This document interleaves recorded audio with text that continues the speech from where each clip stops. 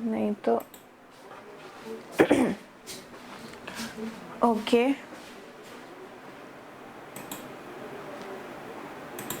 ठीक है, स्टार्ट करते हैं।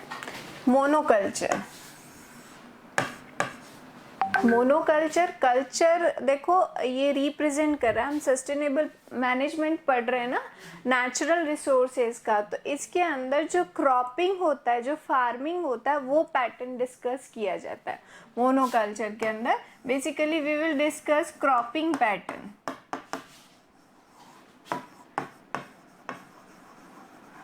क्या है मोनोकल्चर कि we have a large farm area but we will grow only one type of crop. सिर्फ एक ही टाइप की क्रॉप्स को ग्रो करवाना मोनोकल्चर कहलाता है।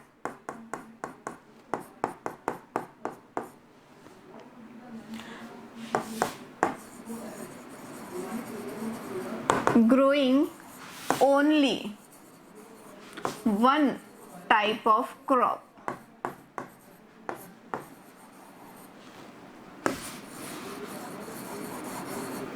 ठीक है, इसे क्या बोलते हैं मोनोकल्चर। तो इससे फायदा क्या है, देखो लार्ज अमाउंट में एक साथ हमें जो है वो स्पीशीज या वो प्रोडक्ट मिल जाता है। बट इसका ड्रॉबैक ये आता है कि सपोज करो ये लैंड एरिया है और हमने सिर्फ और सिर्फ ब्रिंजल ग्रो कर दी, या कोई भी पर्टिकुलर एक टाइप की स्पीशीज, वहां पे ट्रीज भी हो सकते।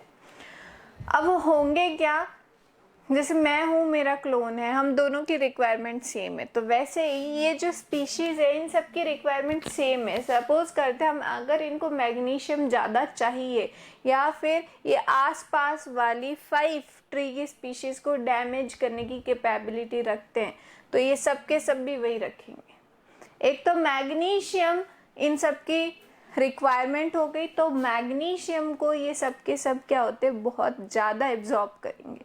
तो इतने एरिया के अंदर मैग्नीशियम की डेफिशिएंसी हो गई। Due to deficiency of magnesium other जो भी प्लांट्स रहेंगे उनको भी तो मैग्नीशियम चाहिए होगा, तो वो क्या उनके अंदर मैग्नीशियम की डेफिशिएंसी हो जाएगी, वो प्रॉपर ग्रो नहीं कर पाएंगे। प्लस इन्होंने आसपास वाला एक इन्वेजन करके एक पॉइंट आता है, देखो सबके अंदर होता है कि हम दूसरों से आगे निकलने चाहिए, तो प्लांट्स के अंदर भी होता है ये। अगर ये स्ट्रॉन्ग स्पीशी है तो ये अपने आसपास वाले स्पीशीज को डैमेज करने की कैपेबिलिटी रखती है, और अगर ये रखती है तो वो स्पीशीज खत्म हो जाएगी। तो कुल मिला के उस एरिया के अंदर ये एक ही जो है डोमिनेंट स्पीशीज के फॉर्म में ग्रो करेगी और बाकी सबको खत्म कर देगी। प्लस इनकी रिक्वायरमेंट सेम है, तो वो उस सॉइल के अंदर उस एलिमेंट की डेफिशिएंसी हो जाएगी, तो सॉइल धीरे धीरे अपनी फर्टिलिटी खो देती है।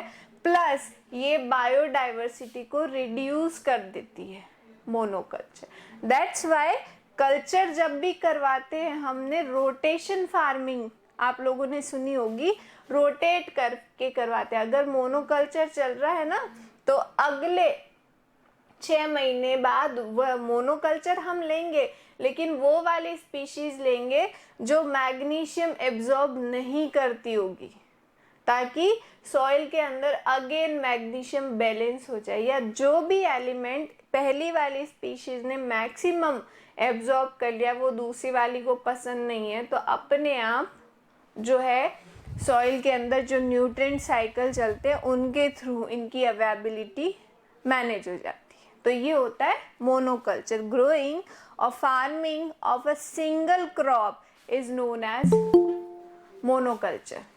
Is it clear? Yes ma'am. इससे बचने के लिए आपको पता है वो लैडर फार्मिंग स्टार्ट की गई थी एक, उसको क्या हिंदी में तो बोलते हैं झूम खेती, इंग्लिश में मुझे वर्ड याद नहीं आ रहा है। और वहाँ हिल स्टेशन पे तो बहुत अच्छी तरीके से इसका जो है प्रॉपर यूज़ भी किया जाता है। और मोनोकल्चर के ड्रॉबैक से बचने के लिए हमने क्या स्टार्ट किया है कि एक ही फार्म के अंदर डिफरेंट जो है वेजिटेबल्स या क्रॉप को ग्रो करेंगे, ताकि सॉइल की फर्टिलिटी को जो है वो मैनेज करके रखना है basically. That's why we are using different varieties. So this is all about monoculture. Now हम जो स्टैक होल्डर्स पढ़ रहे थे, एक छोटा सा पॉइंट आता है कि जो इंडस्ट्रियलिस्ट होते हैं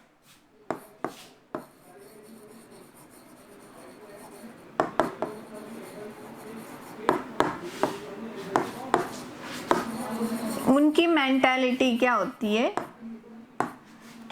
उनका तो एक ही काम है, मेरी इंडस्ट्री को फायदा मिलना चाहिए, मेरी इंडस्ट्री जो है सबसे आगे दे डजंट केयर अबाउट, वो बिल्कुल केयर नहीं करते हैं बायोडाइवर्सिटी की। रॉ मटेरियल से मतलब है उनको, अंधाधुंध जो है कटिंग चालू रहती है, बिल्कुल केयर नहीं करते। तो इनको स्टेबल करने के लिए, इनको कंट्रोल करने के लिए हमने इनका भी जो क्या होता है कमिटी सेटअप की है, जो मैंने आपको स्टेक होल्डर्स के अंदर समझाया था। तो बेसिकली इनके पास इतना दिमाग नहीं है कि हमें किस तरीके से सस्टेनेबली यूज करना है। They are just using badly, very badly. तो इनको जो है ट्रीट करने के लिए फिर कुछ मूवमेंट स्टार्ट हुए थे।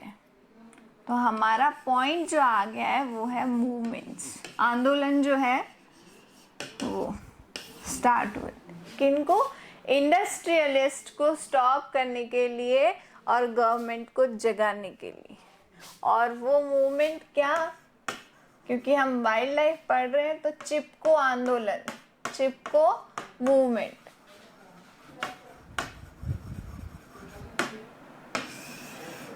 ठीक है, 3 जगह बड़ा फेमस है। एक तो ये हिमाचल प्रदेश में है, एक राजस्थान में है, और एक साउथ के अंदर। बेसिकली इन तीनों का सार ये था कि ट्रीज के ऊपर वहाँ के जो लोकल पीपल थे वो आके स्टिक हो गए थे। इससे ये जो स्टार्ट हुआ था हिमाचल प्रदेश में, सबसे पहले इसको देखा गया था। उसमें क्या था, इंडस्ट्रियलिस्ट जो कटिंग बहुत बैडली करते हैं ट्रीज की, तो वो लेडीज, 2-3 लेडीज थी, वो ट्रीज पे आके चिपक गई थी। फिर फाइनली मीडिया ने ये बहुत बड़ा उस वक्त पब्लिश कर दिया था, गवर्नमेंट तक को इन्वॉल्व होना पड़ा। फिर कहीं जाके जो है इंडस्ट्रियलिस्ट को sustainable development and the further committee like stakeholders, इनके अंदर कन्वर्ट किया गया था। Rajasthan, because we all belongs to Rajasthan, तो इसके अंदर तो ये आपने एसएसटी वगैरह में पढ़ा होगा। ठीक है, अमृता देवी वाला है, और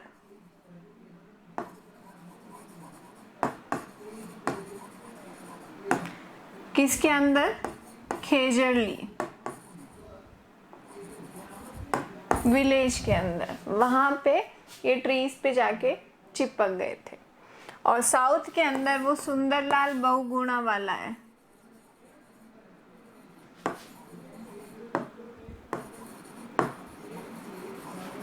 ये रिसेंटली अभी इनकी डेथ हो गई थी, कुछ 2-4 महीने पहले न्यूज़पेपर में भी आया था। साउथ के अंदर इन्होंने चिपको मूवमेंट स्टार्ट किया था to stop the cutting of wildlife, forest cutting को स्टॉप करने के लिए। तो ये चिपको मूवमेंट्स है, ध्यान में रखना। ठीक है, हिमाचल वाले का पर्टिकुलर नेम मुझे पता नहीं है, कंफर्म करके, मैं श्योर नहीं हूँ अभी कि मैं जो दिमाग में है वही है कि नहीं। इन दोनों के लिए ये अमृता देवी और सुंदरलाल बहुगुणा, ये आपको याद होना चाहिए। तो बेसिकली ये इन्वॉल्व क्यों हुए थे, बायोडाइवर्सिटी को बचाने के लिए ही इन्वॉल्व हुए थे। तो यहाँ पे पॉइंट मूवमेंट के अंदर टू सेव बायोडाइवर्सिटी, क्योंकि ये जो है ना, ये राजस्थान के अंदर ये ट्रीज वगैरह जो होते हैं, इंडिया में एक बड़ा अच्छा कल्चर है कि हमारे रिलीजन के अंदर ट्रीज को पूजा जाता है। हम पूजा करते हैं ना पेड़ों की, पीपल की, पेड़ की, तुलसी की, ये सारे जो है बहुत अच्छा रिलीजियस सिस्टम है। तो ये बेसिकली एक पॉइंट भी आता है टू सेव और कंजर्व बायोडाइवर्सिटी। जहाँ तुलसी लगी हुई होगी ना, इवन आप खुद कतराते हो उसको तोड़ने से, क्योंकि हमने सीखा ही है ये। तो वो क्यों है? क्योंकि वो बायोडाइवर्सिटी अपने आप हमारे अंदर इनबिल्ट है कि कुछ जो रिलीजियस ट्रीज है उनकी कटिंग बिल्कुल भी नहीं करनी। तो ये जो अमृता देवी वाला आंदोलन था खेजड़ी, ये बिश्नोई कमेटी से थे, और इनके लिए खेजड़ी जो होता है बहुत ही ज़्यादा रिलीजियस ट्री होता है। एंड खेजड़ी आपको पता है हमारा नेशनल स्टेट ट्री भी है। प्रोसोपिस सिनेरिया उसका साइंटिफिक नेम है। साइंटिफिक नेम भी लर्न रखना, प्रोसोपिस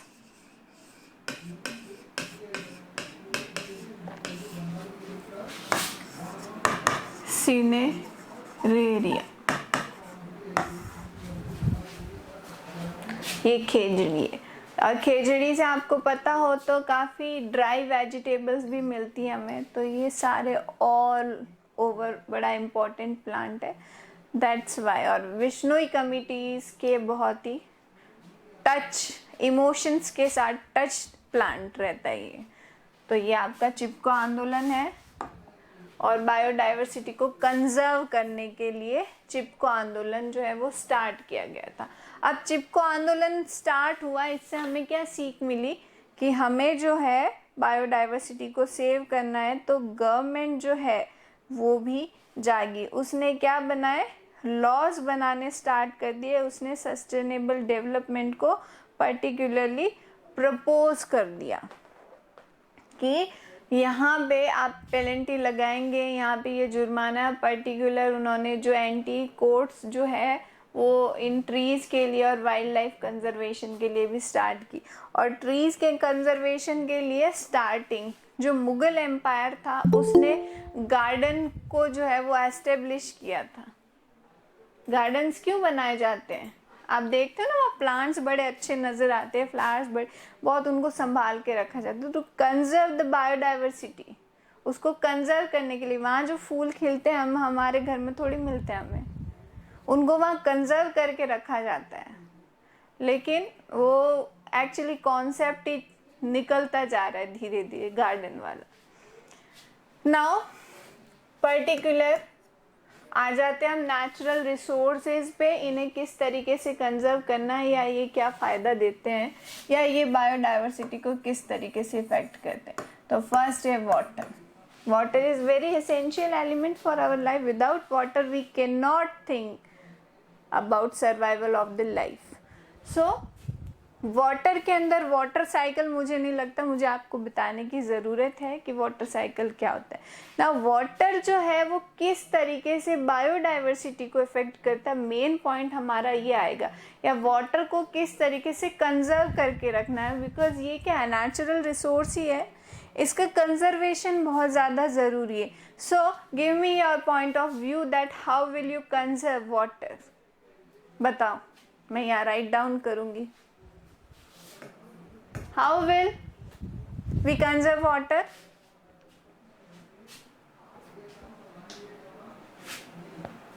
Water harvesting.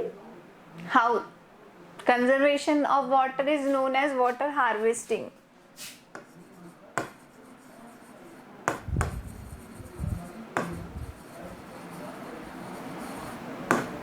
किस तरीके से?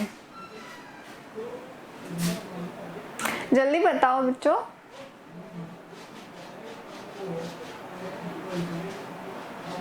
अरे वाटर कंजर्वेशन नहीं समझ में आ रहा आपको? किस तरीके से कंजर्व, हम हमारे घर में भी कैसे कंजर्व करके रखते पानी को?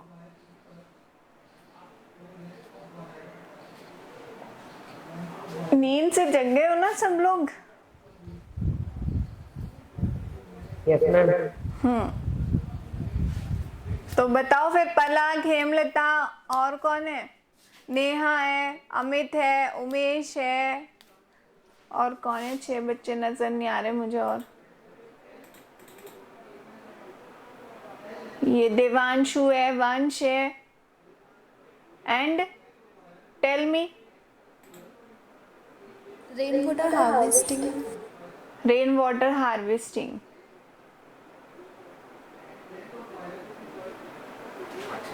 और वो वाटर हार्वेस्टिंग के अंदर ही है। देखो आप दोनों का एक ही चीज बताया, रेन वाटर हार्वेस्टिंग कैसे करोगे आप। ये हाउस जो होता है हमारा, इसके ऊपर टैंक्स बनाए जाते हैं, इसके अंदर जो है पानी आ रहा है, या फिर टैंक नहीं भी बनाया तो एक तो डायरेक्ट हार्वेस्टिंग होगी, दूसरा यहाँ ये जो पाइप्स लगे रहते हैं इनको क्या कर दिया जाता है, अंडरग्राउंड वाटर की हार्वेस्टिंग में डाल दिया जाता है, तो पानी कंजर्व हो जाता है। एक तो डायरेक्ट हम लोग यूज कर लेते हैं रेन वाटर, और एक अंडरग्राउंड फॉर्म में भी यूज किया जाता है, ताकि जो वाटर है वो बैलेंस हो जाए अर्थ के अंदर। अंडरग्राउंड वाटर जो है, सॉइल पार्टिकल्स जितने, तेरे को नहीं बोल रही किसी और को। मुझे बोल रही है, मुझे बोल रही है मम्मी नव्या ड्राइंग म्यूट एकदम योर माइक।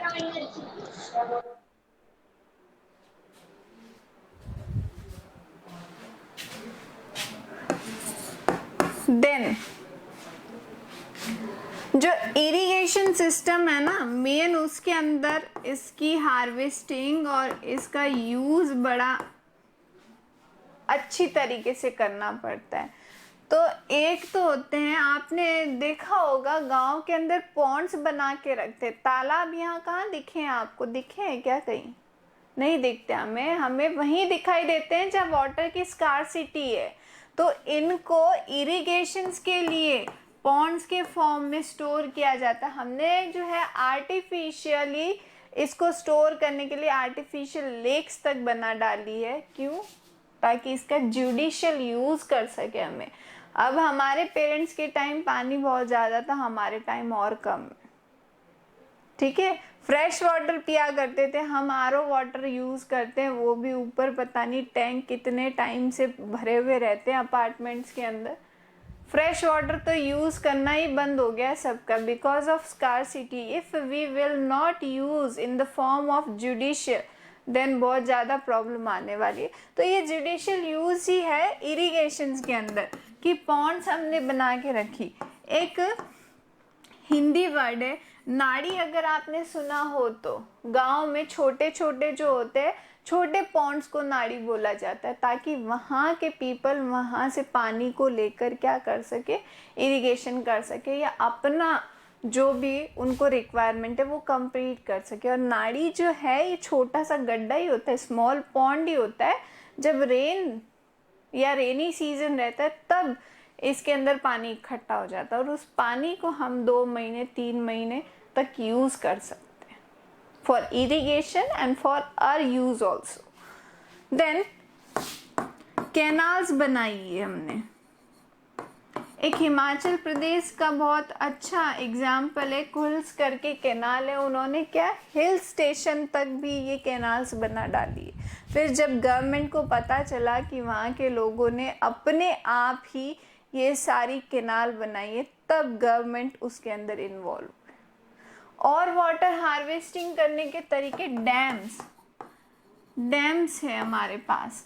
और सबसे अच्छा राजस्थान के अंदर एग्जाम्पल बताती हूँ मैं, खादीन्स बनते हैं।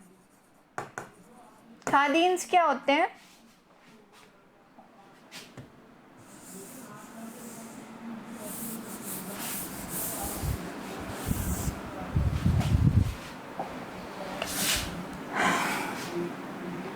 देखो ये स्लोपी एरिया है, ठीक है।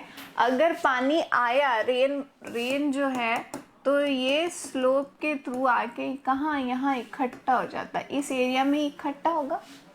अब हमें उसका यूज करना है तो हम क्या करते हैं, आगे एकदम सीमेंटेड वॉल बना देते हैं, ताकि because of the pressure of water, ये अगर हम कच्ची वॉल बना रहे तो वो टूटे नहीं, बिकॉज हमें वाटर को स्टोर करके वहाँ रखना है। तो ये पानी, अब ये इतना जो भी एरिया है स्लोप के सामने, इसके अंदर हम छोटी छोटी जो खेतों के अंदर पालियाँ बनती है ना, वो बना देते। तो वाटर जब इतना एरिया फुल हो जाएगा तो यहाँ ट्रांसफ़र हो जाएगा, यहाँ ट्रांसफ़र हो जाएगा, यहाँ से यहाँ, जितना भी वो जहाँ तक जा सकता है वो चला गया। और उन दिनों जब बारिश के दिन रहते हैं तब ये फुल है तब तो हम वाटर अपने काम के लिए यूज़ ले सकते हैं, ठीक है। और जैसे ही रेनी सीजन चला जाता है तो पानी इतना भी नहीं, पॉन्ड तो बनाए नहीं कि हम इतना ज़्यादा काम मिल रहे, वो कुछ दिनों के लिए 4-5 दिनों तक हम यूज़ कर सकते, बट वो सॉइल के अंदर मिक्स हो जाता है और महीने 1.5 महीने बाद जब ये पूरा सूख जाता है तो सॉइल के अंदर मॉइस्चर प्रॉपर रहता है। उस प्रॉपर मॉइस्चर की वजह से अब इसके अंदर हम खेती कर सकते हैं।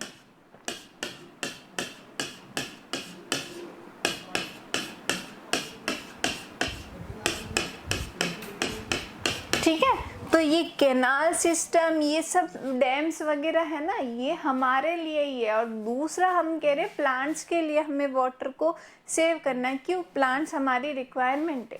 क्या करते हैं, अगर प्लांट्स की कमी हो गई तो हम लोग भूखे मर जाएंगे।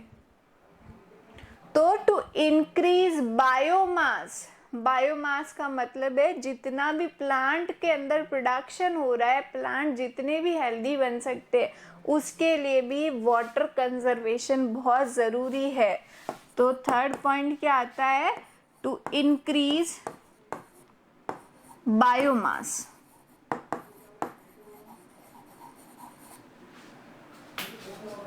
बायोमास इंक्रीज कर दिया। अब मेरे को एक बात बताओ, अगर पानी की कमी रही होगी कभी या पानी कम हो जाए तो क्या कोयले वगैरह बन जाएंगे क्या?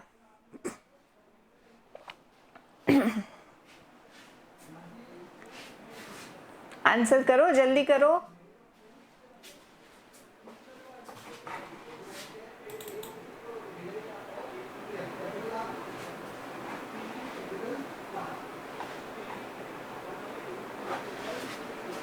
क्या क्वेश्चन था मेरा, बताओ मुझे।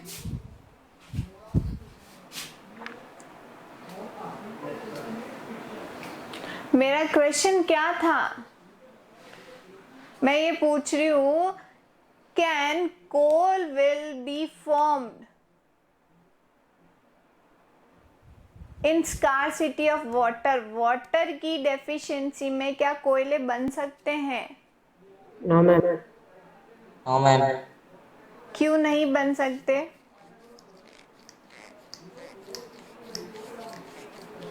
जस्टिफिकेशन भी तो देना पड़ेगा, सिर्फ यस नो ट्रू फॉल्स थोड़ी चल रहा है।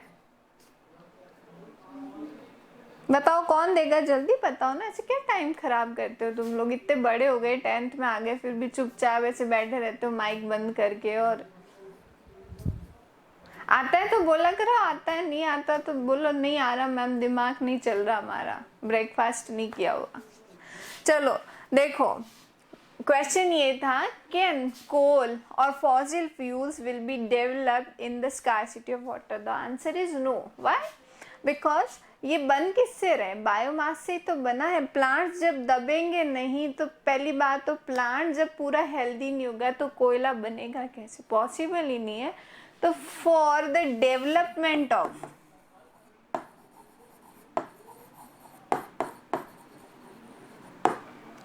फॉसिल फ्यूल्स,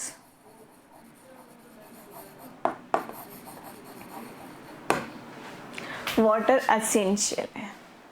सो देखो, ये इनडायरेक्ट थिंग्स होती है वाटर को हार्वेस्ट करने की, वाटर को कंजर्व करने की, और कुल मिला के आती कहाँ पे है?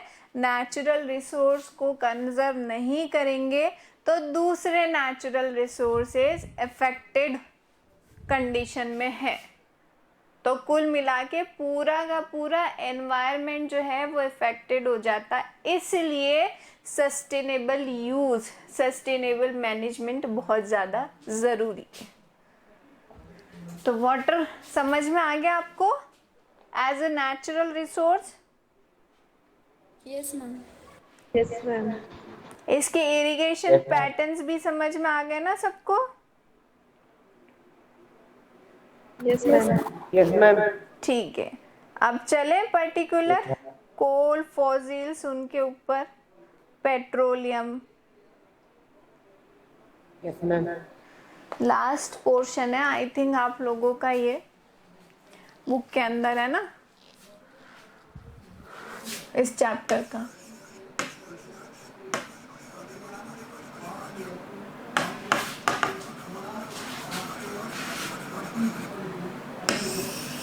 देखो अब इसमें रटने वाली चीज बता देती हूँ। बुक के अंदर पर्टिकुलर स्पेसेस दिए गए, पर्टिकुलर जो है प्लेसेस है कि कहाँ कोयला बहुत ज़्यादा इंडिया के अंदर और कहाँ पेट्रोलियम ज़्यादा मिले, तो उनको रट लेना।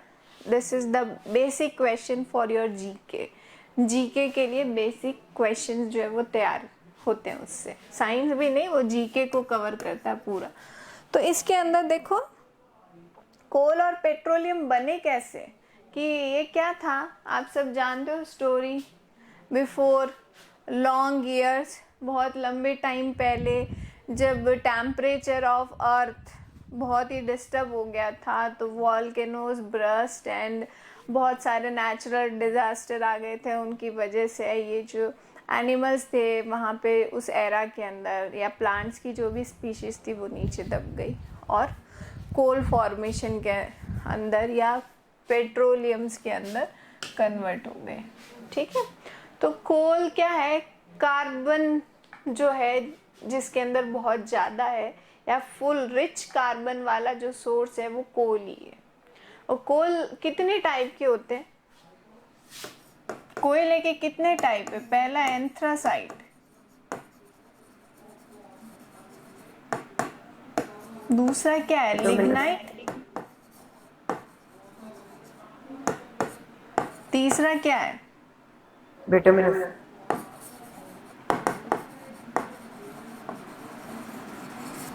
और फोर्थ मेजर पीट कोल। तो ये जो इसका क्लासिफिकेशन है ना, इसके अंदर कैलोरीफाई वैल्यू प्लस कार्बन की जो अमाउंट है, कार्बन का कितना परसेंटेज है उसके बेसिस पे।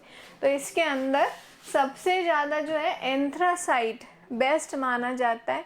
ये जो है फ्लूम्स बहुत कम देता है, कार्बन नो डाउट इसके अंदर बहुत ज़्यादा है। इग्निशन वैल्यूज जो होती है जिसको कहते हैं टेम्परेचर जो प्रोवाइड करेगा जलाने पे, सबसे ज़्यादा यही करता है। फिर लिग्नाइट उससे थोड़ा कम है, बिटुमिनस उससे थोड़ा कम है। हम लोग जो यूज़ करते हैं वो बिटुमिनस क्वालिटी का यूज़ करते हैं। और पीट कोल एकदम ही जो गांव में लोग हैं, एकदम ब्राउनिश टाइप का एकदम फ्रेश जो कोयला होता है वो होता है, और गांव वाले मेजरली इसको यूज़ करते हैं। इसके अंदर एक चीज़ ये ध्यान रखना, पीट कोल जो बनते हैं स्फैग्नम से बनते हैं। स्फैग्नम के थ्रू पीट कोल्स सबसे ज़्यादा बनते हैं।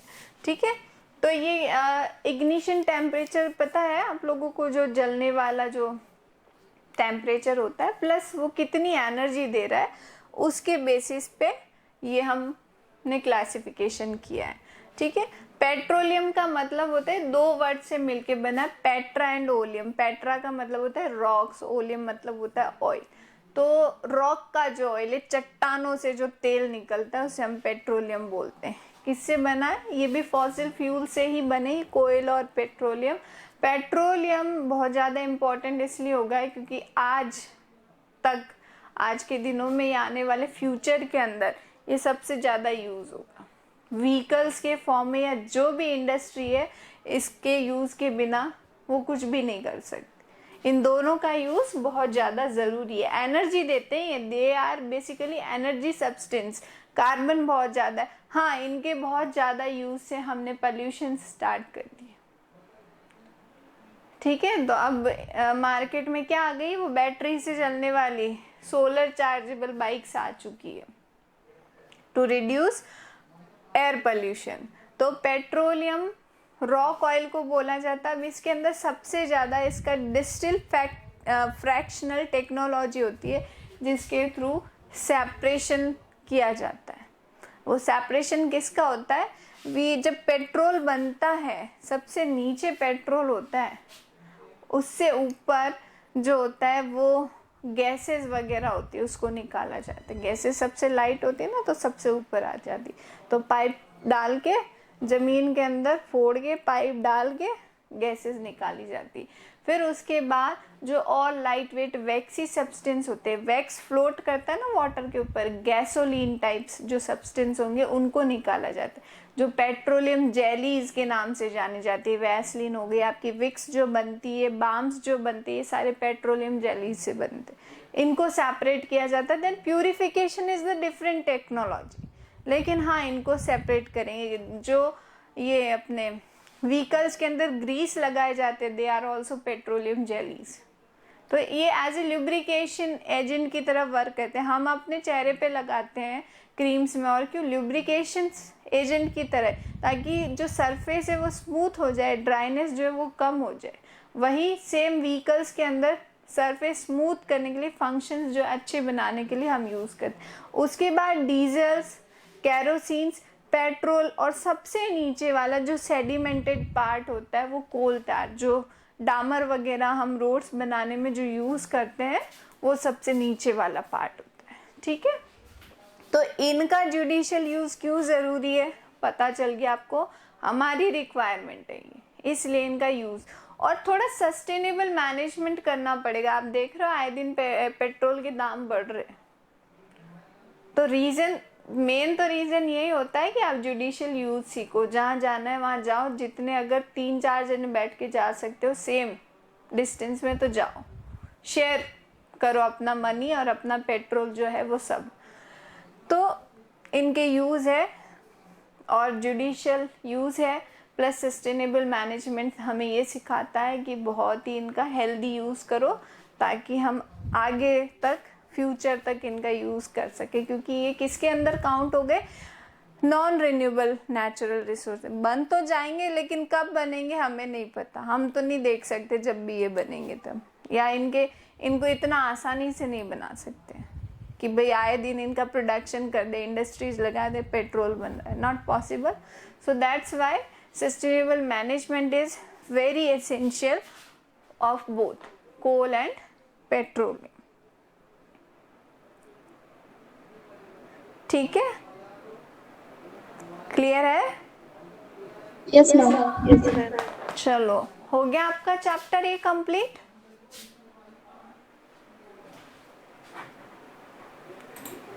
आई थिंक हो चुका है। अब इसके क्वेश्चन आंसर एक्सरसाइज वगैरह है वो सॉल्व करेंगे।